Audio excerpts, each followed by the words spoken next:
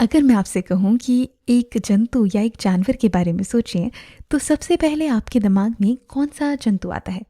क्या ये केचुआ है, मछली, एक मकड़ी, एक मेंढक, स्टारफिश, चूहा, बिल्ली, कौवा या फिर एक शेर? हुँ, हमारे आसपास कितने सारे जंतु पाए जाते हैं, है ना? और इन्हें याद रखना भी तो कितना मुश्किल है। लेकिन इसके लिए एक ऐसी विधि है जिससे हम इन्हें आसानी से याद भी रख सकते हैं और इन्हें पढ़ना भी बहुत आसान हो जाता है, और उसे कहते हैं वर्गीकरण।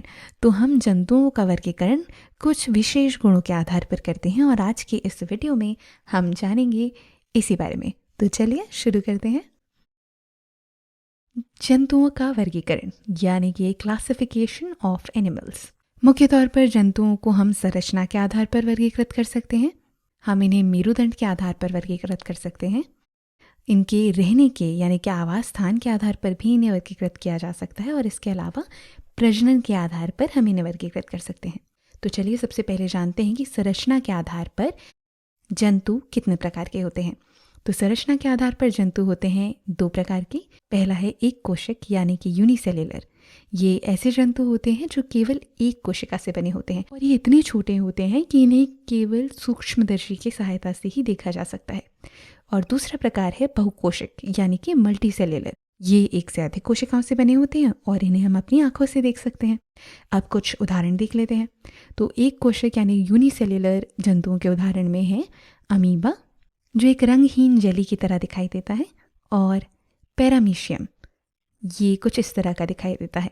ये दोनों बहुत ही छोटे जंतु होते हैं और इन्हें हम केवल सूक्ष्मदर्शी की सहायता से ही देख सकते हैं।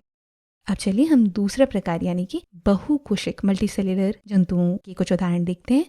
इसमें आते हैं बिल्लियाँ, चींटियाँ, चूहे या फिर आसपास आप जितने भी जीव देखते हैं वो सभी मल्टीसेल्युलर या बहुकोशिक होते हैं। चलिए वीडियो में आगे बढ़ते हैं और जानते हैं कि मेरुदंड के आधार पर जंतु कितने प्रकार के होते हैं। लेकिन उससे पहले, क्या आप जानते हैं कि मेरुदंड क्या होता है?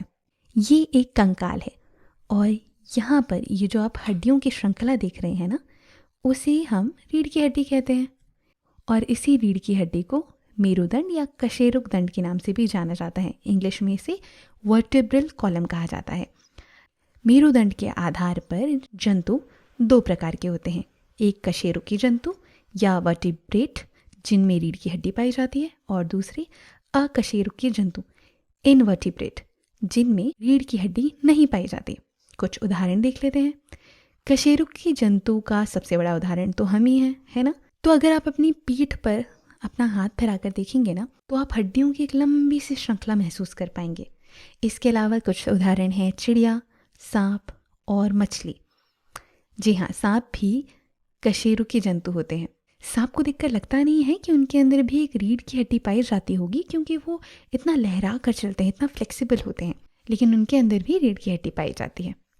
हमारा अगला प्रकार अकशेरुकी जंतु। हमारे आसपास हम जितने भी कीड़े देखते हैं, जैसे मकड़ी, चींटी, मच्छर और केंचुआ, इनके अंदर रीढ़ की हड्डी नहीं पाई जाती।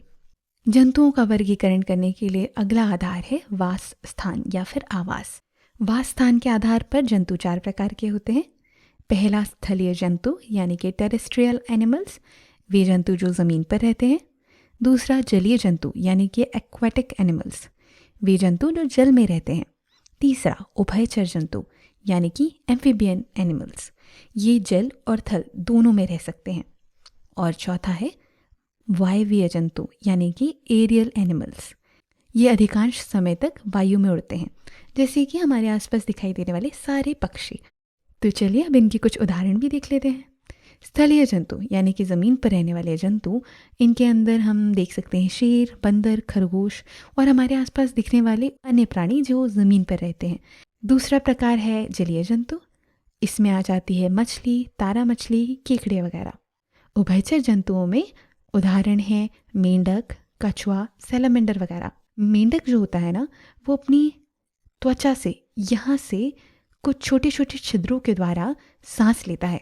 इन छिद्रों के द्वारा वो ऑक्सीजन लेता है, और इसी प्रकार सैलमेंडर भी अपनी त्वचा के द्वारा श्वसन करता है, और इसी कारण वो जल और थल दोनों ही स्थानों पर सांस ले पाते हैं। अगला प्रकार है वायवीय जंतु, जिनके उदाहरण हैं हमारे आसपास दिखाई देने वाले सभी पक्षी जैसे कि चिड़िया, गौरैया, बाज वगैरह। जंतुओं को हम उनके प्रजनन के आधार पर भी वर्गीकृत करते हैं। ये 2 प्रकार के होते हैं।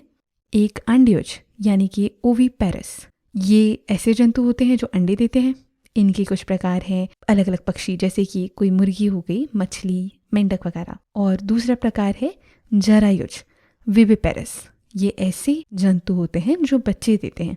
इसका सबसे बड़ा उदाहरण है मानव और उसके अलावा कुत्ता, और इस प्रकार के और भी कई जंतु आपको आसपास देखने को मिल जाएंगे। तो इस वीडियो में हमने जाना कि हम अलग अलग आधारों पर हमारे आसपास दिखाई देने वाले जंतुओं को किस तरह से वर्गीकृत कर सकते हैं। तो वीडियो में जो अभी हमने सीखा है उसके आधार पर क्या आप इन सभी को अपने अलग अलग प्रकारों में वर्गीकृत कर सकते हैं? चलिए करके देखिए।